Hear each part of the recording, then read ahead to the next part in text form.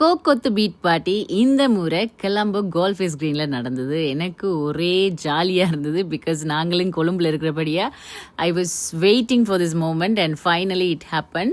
And Kokothu beat party என்றாலே விதவிதமான சாப்பாடுகள், கேம்ஸுகள், டிஜே மியூசிக், லைவ் பேண்ட் சகல விதமான விஷயங்களும் இங்கே நடக்கும். அடிக்கிற வெயிலுக்கு நானும் ஒரு கோக்கோ குடிச்சிட்டு கேம்ஸும் விளையாடி வளமை போல தோத்துட்டு ஒவ்வொரு சாப்பாடு கடையாக ஏறி இறங்கி என்ன இருக்குன்னு பார்த்தா விதவிதமான சாப்பாட்டு வகைகள். எனக்கு எதை எடுக்கிறேன்டே தெரியல. கடைசியாக இந்த சொசேஜஸ்ல ரைஸ் ஃபிளேக்ஸ் போட்ட சொசேஜஸ் இருந்தது. அது உண்மையில வேற லெவல் கிறிஸ்பியா டேஸ்டியா இருந்தது. I really loved it. And அதோட கூட ஒரு கொத்தையும் போட்டு அந்த கொத்தையும் சாப்பிட்டு ஃப்ரெண்டுக்கு மூட்டி விட்டுட்டு அப்படியே என்னோட எல்லா ஃப்ரெண்ட்ஸும் வந்திருந்தாங்க. எல்லாருக்கும் ஒரு சலாமை போட்டுட்டு ஃபோட்டோஸ் எடுத்து வீடியோஸ் எடுத்து டான்ஸ் பண்ணி பயங்கர வைப்புன்னு தான் சொல்லணும்.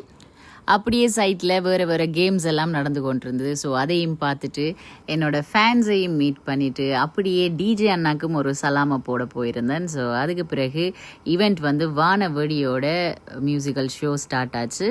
அண்ட் கேம்ஸில் வின் பண்ண எல்லாருக்குமே ஹேம்பர்ஸ் எல்லாம் கொடுத்துருந்தாங்க. இந்த ஷோவை மிட்லேன் வித் வினியூஜ பேண்ட் ஆரம்பித்து வச்சுருந்தாங்க. இவங்க ஸ்ரீலங்காலே எனக்கு ரொம்ப பிடிச்ச ஒரு பேண்டுன்னு சொல்லுவேன். தினேஷ் ஒரு தமிழ் பாட்டு படிக்க நான் ஷாக் ஆகிட்டேன். பட் ரொம்ப அழகாக படிச்சிருந்தாங்க.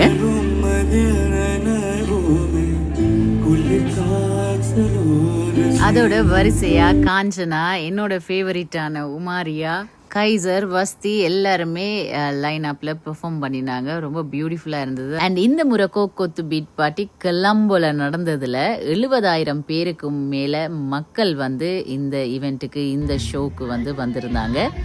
ஐ really had a good time and thank you Coca-Cola for having me.